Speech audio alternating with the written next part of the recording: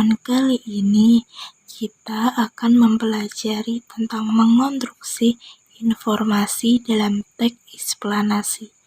Saya rasa istilah mengonstruksi sudah tidak asing lagi ya. Jadi, mengonstruksi itu berarti membangun, ibarat sebuah bangunan yang kokoh.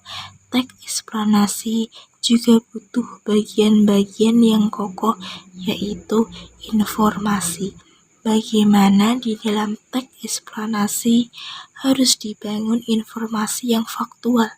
Kemudian, bagian-bagian pentingnya yang tidak terlepas dari teks eksplanasi. Bagaimana? Sudah siap belajarnya?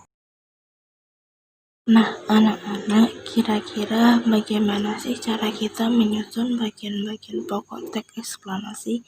Kemudian sebenarnya bagian-bagian pokok teks eksplanasi itu ada apa saja sih?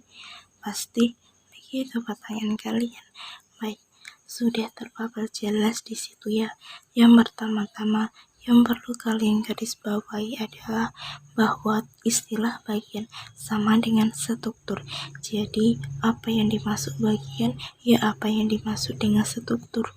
Nah, untuk yang kedua, teks eksplanasi harus tersusun dari informasi yang faktual.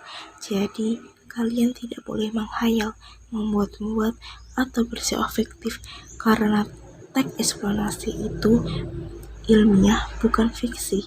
Dalam konstruksi informasi teks eksplanasi, kalian harus memasukkan bagian-bagian pentingnya yang tidak boleh terlepas dari teks eksplanasi. Yang pertama, pernyataan umum, yaitu gambaran awal topik yang dibicarakan. Yang kedua, deretan penjelas, inti penjelasan topik yang dibicarakan.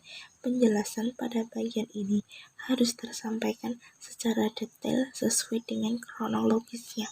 Yang ketiga, interpretasi, yaitu pandangan atau simpulan penulis tentang topik yang dibicarakan. Abstraksi berfungsi untuk menjelaskan secara singkat kepada pembaca tentang isi yang terdapat dalam suatu teks. Abstraksi pada umumnya disajikan dalam satu paragraf. Oleh karena itu, mengabstraksi merupakan kegiatan penyajian kembali secara singkat isi teks. Abstraksi harus bersifat informatif dan deskriptif.